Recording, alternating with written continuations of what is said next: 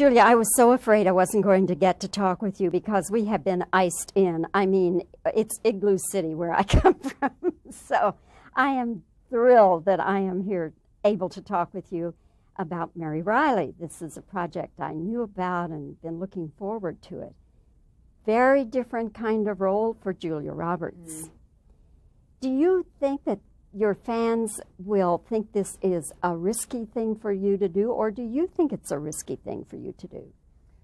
I don't know what people will think. I mean, I think it's risky in terms of the risks that I always sort of want to take. It's an incredibly different thing for me to do in all ways, you know. So in that regard, quite risky. As far as people's ability to embrace it or not, I mean, you know, I don't know, and I would think that, you know, I'm an actor and this is what I do, and you try to find very different things. So hopefully that can be appreciated as opposed to, you know, well, why is she doing that? She looks so weird, and, you know. I wouldn't say she looks weird, but the character, Mary Riley, is stoic, and she's frightened and all these things that are going on. Were you nervous when you first started shooting?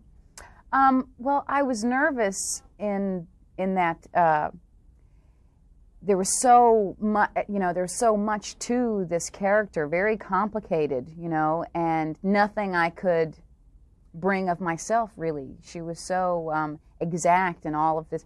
She was such a product of this time, really, is what I'm trying to say, that for me, you know, of such a different time, had no ability to, there was no crossing paths of the two of us, you know, so I really had to rely on research and just sort of trying to figure out the beats as they came along, as opposed to being able to play a character that's really sort of very much yourself.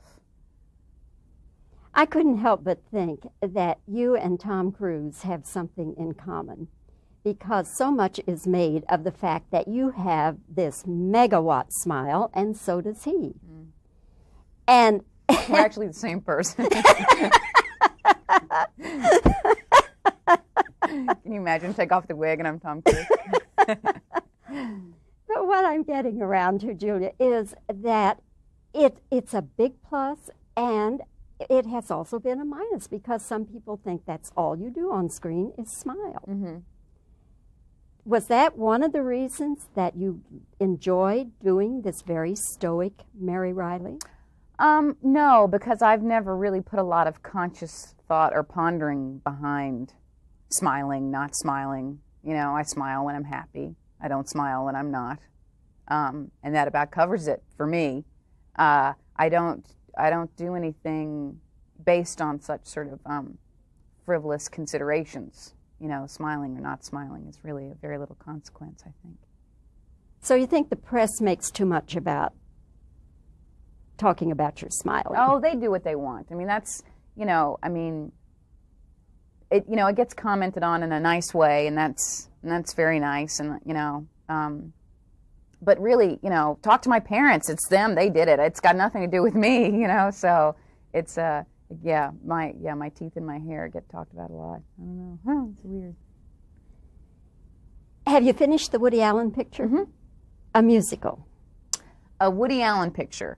I don't know. You know, like any participant in a Woody Allen movie, I would think, only read the things that I participated in, which were very enjoyable, and got to go off to these different places and work with Woody, which was just fabulous. I mean, it's like a dream come true, you know, to, you know, we were in Italy, and then we were in France, and we were in New York, and it was just tremendous. I just really enjoyed it very much.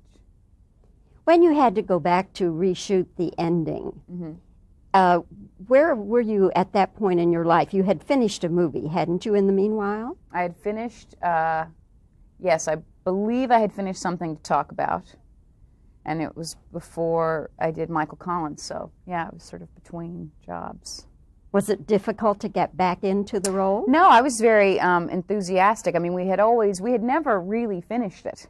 We had sort of always left with the thought that we'll work out what we want to do for the end, because it was very complex. And by the time we actually got to the end, we had created this scenario that was so tangled and interesting and bizarre that that I think it was really smart, and I really respected the idea of, you know what, let's take a break here, put our movie together, see what we've got, and decide how we want it to finish.